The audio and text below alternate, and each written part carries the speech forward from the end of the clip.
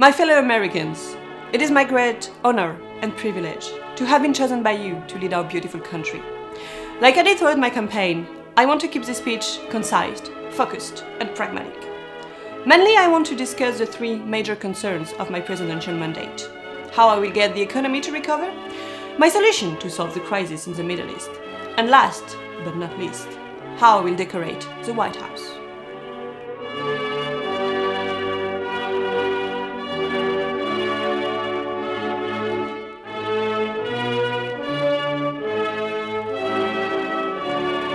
Salut à tous! Aujourd'hui, à l'occasion de l'investiture du 45e président des États-Unis, je vous propose qu'on fasse un truc nouveau. On va parler politique sur Marte. Et si vos cheveux se sont dressés sur votre tête, ou si vous vous souvenez de ça, moi faut savoir, la politique, je suis, mais alors de très loin. Rassurez-vous, on va parler politique culturelle uniquement. Lorsque Donald Trump a été élu, comme à peu près tout le monde, je me suis posé pas mal de questions sur ce qu'allait être sa politique à venir. Et surtout, je me suis demandé ce qu'il allait faire dans le domaine de l'art et de la culture, parce que son programme n'en touchait pas un mot, pas plus que celui de Clinton d'ailleurs. Je me suis alors souvenu d'un truc qui avait beaucoup fait jaser quand la famille Obama s'était installée à la Maison Blanche, les œuvres d'art qu'ils avaient choisi d'y exposer. Vous croyez que leur décoration d'intérieur n'a rien de politique ? Vous vous trompez. Les Obama avaient été à la source d'un mini-scandale quand ils ont choisi de virer le buste de Churchill, qui avait prêté l'ambassade du Royaume-Uni, pour le remplacer par un buste de Martin Luther King, réalisé par le sculpteur afro-américain Charles Heston. Tu le sens, le bon gros message à caractère politique? A noter que la Maison Blanche possède sa propre collection d'œuvres d'art, laquelle ne comptait que 5 œuvres par des artistes afro-américains sur un total d'environ 450 pièces. L'une de ces œuvres avait d'ailleurs été achetée par Hillary Clinton lorsqu'elle était première dame. Bon, malheureusement, les Obama ont assez peu enrichi la collecte de ce côté-là, les collections d'art de la Maison Blanche n'acceptant que très rarement des œuvres d'artistes encore vivants. Et non, ce n'est pas une réaction contre l'art contemporain ou quoi, c'est juste qu'ils ont conscience des effets que ça a sur la cote des artistes. Si une œuvre entre à la Maison Blanche, ou pire, dans sa collection, les prix de vente de son artiste ont tendance à battre tous les records. Ainsi, quand George W. Bush décide d'accrocher dans le bureau ovale le fameux cactus hyper réaliste de Tom Lehar, la cote de l'artiste texan prend 300% d'un coup. Bam! Les Bush d'ailleurs ne se sont pas toujours bien fait voir vis-à-vis de leur décision d'accrochage. Certes, ils ont permis l'acquisition d'une toile par un artiste afro-américain, Jacob Lawrence, mais la dite toile représente des hommes noirs en pleine tâche domestique. Aussi, en plus de son fameux cactus, Bush avait tapissé la Maison Blanche d'œuvres sentant bon le Texas, parmi lesquelles on trouve A Charge to Keep, une toile dont Bush parlait toujours comme d'une représentation des Methodist Circuit Riders, un groupe du clergé méthodiste donc, qui répandait la bonne parole le long de routes spécifiques. Le gag, c'est que l'œuvre représentait en fait un voleur de chevaux échappant à une foule. Oups. Changement de décor radical avec les Obama qui n'aiment ni l'hyperréalisme ni les cactus. Eux leur kiff, c'est l'art abstrait. Et comme les collections de la Maison Blanche en comptent assez peu, ils se font prêter des Rothko, Albers et autres Rauschenberg par des musées. Donc outre le choix politique d'avoir beaucoup d'œuvres par des artistes afro-américains ou par des femmes artistes comme Alma Thomas, les Obama n'hésitent pas à mettre en avant un versant plutôt intello de l'art. À une heure où le populisme se faufile partout en politique, bah c'est assez couillu. Bon, en attendant, Trump, pour le jour de son inauguration, il a demandé au St. Louis Art Museum qu'il lui prête un tableau de George Caleb Bingham intitulé Verdict of the People, le verdict du peuple. À l'heure où j'enregistre cette vidéo, il y a une pétition qui circule en ligne pour empêcher la toile d'aller à Washington, puisque pour rappel, ce n'est pas le peuple américain qui a élu Trump. Le peuple américain, il avait voté pour Hillary Clinton. C'est le système électoral américain qui a fait élire Trump. Mais bon, comme il le rappelle si bien, si tu affirmes suffisamment quelque chose, les gens finissent par croire que c'est vrai. Et ouais, l'art peut être une affirmation politique en soi. Bon après, pour être parfaitement honnête, le but de cette vidéo, c'est pas vraiment d'imaginer comment Donald Trump va décorer la Maison Blanche.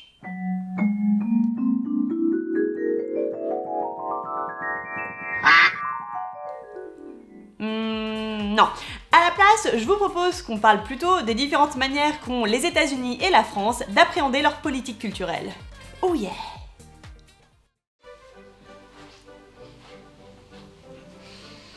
So Stuart, I was thinking, on this wall, how about a painting by Francis Bacon?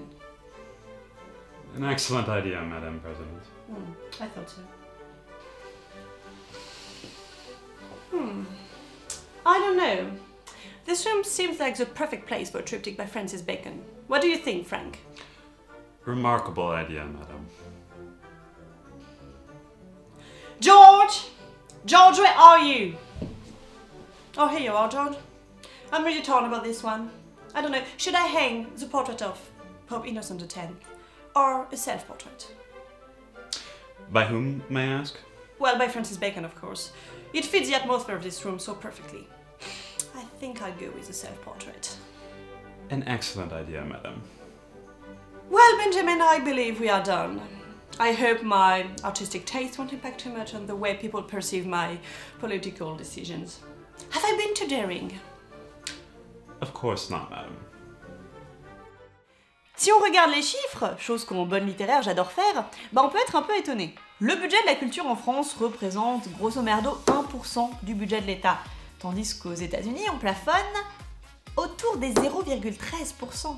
Mais pourquoi un aussi grand écart? Enfin, je veux dire, on sait tous que les Américains sont des incultes, mais là, quand même. Alors on va commencer par prendre tous ces petits clichés énervants et les mettre au placard. Un récent rapport comparatif est sans appel. La consommation culturelle aux États-Unis et en France est sensiblement la même. Les Français lisent un peu plus et sont légèrement plus friands de spectacles de danse, tandis que les Américains préfèrent le théâtre.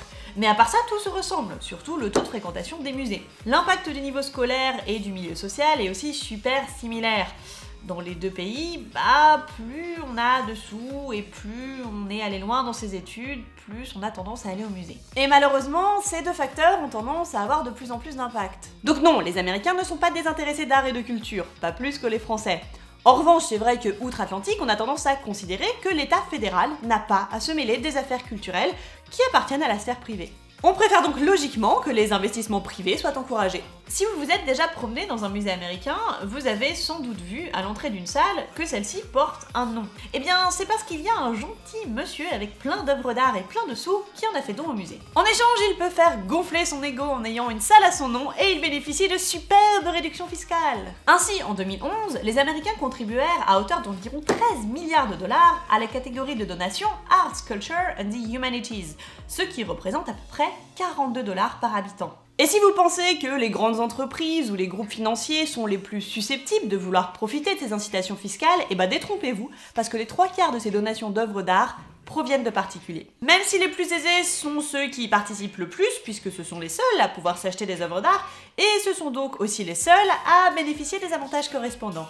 En France, acheter une œuvre d'art, ça permet certes une exonération, de l'ISF uniquement. Et le concept d'impôt sur la fortune, les Américains connaissent même pas. Donner à un musée, ça permet certes de payer moins d'impôts, mais la déduction en France représente à peu près la moitié de celle exercée aux États-Unis. Tout est plus gros aux USA, même la carotte. En revanche, la France encourage la transmission d'œuvres d'art, puisque en cas de succession, c'est très intéressant d'avoir de l'art à refourguer pour diminuer la facture de ce qu'on doit à l'État. En gros, vous voulez payer un minimum de droits de succession, laissez tomber les actions, l'immobilier ou le cash, achetez des œuvres d'art et transmettez-les à votre descendance. En France, du coup, l'État a un poids beaucoup plus important. Le ministère de la Culture, il a un vrai rôle, il décide notamment la manière dont le budget est réparti. Les musées reçoivent régulièrement des directives de la part du ministère de la Culture. Alors certes, ces directives se résument souvent à dépenser moins SVP, mais c'est des directives quand même. Aux États-Unis, le National Endowment for the Arts, NEA, est ce qui se rapproche le plus de notre ministère de la Culture. Mais il est surtout là pour publier des études et recommander des trucs. L'administration Obama avait confié pas mal de missions au NEA, notamment encourager la diplomatie par l'art. Comprenez transmettre la bonne parole de la culture made in USA. Et je juge pas, on fait exactement la même chose en France et on le fait plus. My fellow Americans, I have something I need to confess to you. I've been wrong. Why do we care about the economy? Why do we care about elevating our minds with art, with culture? We are nothing more than animals, and our bestial nature has doomed us long ago. What is the purpose of our primitive existence? None. None! You hear me? None! I'm sorry, there has been a bit of a security situation that we're taking care of, and Madam President will be back shortly. We are meat! You hear me, meat? They need to know! Avec tout ça, on pourrait se dire que aux États-Unis, finalement, un président républicain ou un président démocrate, ça change pas grand-chose en termes de politique culturelle. C'est pas le job de l'État fédéral de s'en occuper, donc Trump, il peut vouloir l'art qu'il veut, ça changera que dalle. Et ce genre d'affirmation, c'est pas totalement faux. Obama avait certes un programme pour la culture, un des rares domaines dans lequel il a fait pas mal des trucs qu'il avait dit qu'il ferait en fait. Mais ce n'était le cas ni de Trump, ni de Clinton. Pourtant, ça ne veut pas dire qu'une administration est nécessairement passive face à l'art. Souvenez-vous par exemple de l'administration Bush qui est réputée pour avoir eu la main plutôt lourde sur la censure. Un de mes artistes chouchous, Wafa Bilal, a eu énormément de mal à exposer une œuvre proposant une simulation à la Assassin's Creed d'un terroriste se faisant péter sur George W. Mais c'est vrai qu'en France, comme le rôle de l'État est plus important, l'orientation politique du président aura plus de poids. Et si je résume grossièrement, en France d'habitude ça se passe comme ça. La droite a tendance à diminuer les budgets de l'art et de la culture et à donner priorité au patrimoine. Pendant ce temps-là, la gauche augmente les budgets culturels et encourage au contraire la création, comprenez le soutien aux artistes vivants. Ouais non mais on va pas parler des sujets qui fâchent. Vous remarquerez que, malgré sa distinction, ça n'a pas empêché des présidents de droite de s'investir dans la culture au point d'avoir des musées à leur nom, le Centre Pompidou ou encore le musée du Quai Branly pour ne citer que. Alors du coup, Obama qui propose sa healthcare spéciale artiste, oui, ça sonne hyper gaucho. Alors rapprocher la gauche des démocrates et la droite des républicains, c'est un raccourci qu'il faut éviter de faire, mais bon, disons. Obama aurait eu une politique plutôt de gauche pour tout ce qui touche à la culture. On peut donc s'attendre à ce que Trump ait une politique plutôt de droite. Soit il fera pas grand chose, soit peut-être qu'il décidera d'avoir une politique encore plus libérale en diminuant le budget fédéral de la culture et en augmentant les déductions fiscales. Wait and see. Pour l'instant, le gouvernement Trump a annoncé vouloir supprimer complètement le NEA, afin de pouvoir procéder à des coupes dans le budget fédéral. Mais bon, ça veut pas dire grand chose, puisque le NEA, il a déjà été menacé de disparition, entre autres par le président Reagan, l'idole de Trump, celui à qui il a emprunté le fameux « Make America Great Again ». Et pour nous, en quoi c'est intéressant de savoir comment qu'ils font les Américains ? La France semble s'orienter de plus en plus vers une politique culturelle à l'américaine.